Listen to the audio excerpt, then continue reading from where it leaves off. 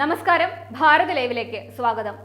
മൂന്നാം NDA സർക്കാരിന്റെ സത്യപ്രതിജ്ഞ ചടങ്ങുകളുടെ ഭാഗമായി രാജ്യ തലസ്ഥാനത്ത് സുരക്ഷ ശക്തിപ്പെടുത്തി ഭരണകൂടം. രാഷ്ട്രപതി ഭവനും സമീപ പ്രദേശത്തുമാണ് സുരക്ഷ ശക്തിപ്പെടുത്തിയിട്ടുള്ളത്. നാളെ വൈകിട്ട് 7:15 സത്യപ്രതിജ്ഞ ചടങ്ങുകൾ നടക്കുന്നത്. ജവഹർലാൽ നെഹ്റുവിന് ശേഷം മൂന്നാം തവണയും തുടർച്ചയായി അധികാരത്തിലെത്തുന്ന പ്രധാനമന്ത്രിയാണ് നരേന്ദ്രമോദി.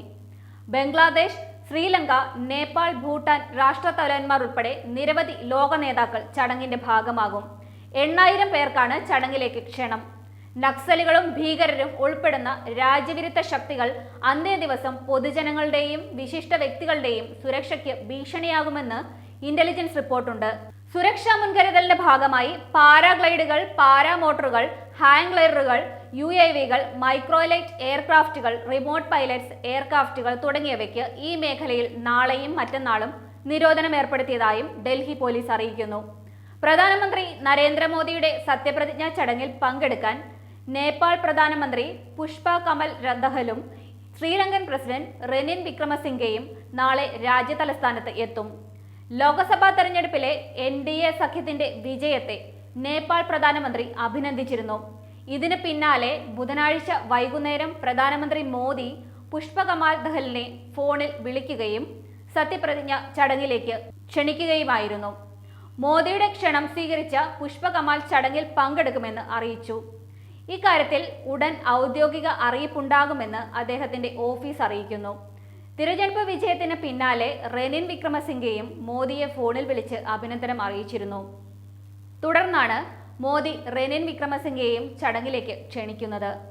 പ്രധാനമന്ത്രി മോദിയുടെ സത്യപ്രതിജ്ഞാ ചടങ്ങിൽ പങ്കെടുക്കാൻ ബംഗ്ലാദേശ് പ്രധാനമന്ത്രി ഷെയ്ഖ് ഹസീന ഇന്ന് ധാക്കയിൽ നിന്ന് പുറപ്പെടും.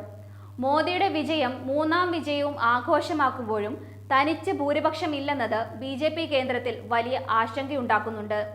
നരേന്ദ്രമോദി രാഷ്ട്രപതി ഭവനിലെത്തി ദ്രൗപദി മുർമുവിനെ കണ്ട് സർക്കാർ ഉണ്ടാക്കുന്നതിന് അവകാശവാദം ഉന്നയിച്ചതിന് പിന്നാലെയാണ് സർക്കാർ രൂപീകരണത്തിന് ശ്രമിച്ചത്.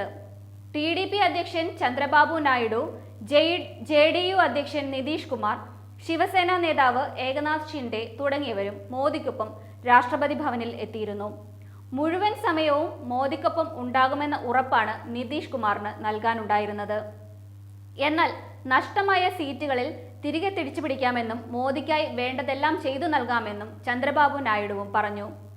ജനങ്ങൾ NDAയിൽ വിശ്വാസമർപ്പിക്കുമെന്ന പ്രതീക്ഷയും അദ്ദേഹം പങ്കുവയ്ക്കുകയുണ്ടായി. എന്തുതന്നെ ആയാലും രാജ്യമാകെ കാത്തിരുന്ന വലിയൊരു സന്തോഷകരമായ ചടങ്ങിലേക്കാണ് എല്ലാവരുടെയും ശ്രദ്ധ ഇപ്പോൾ.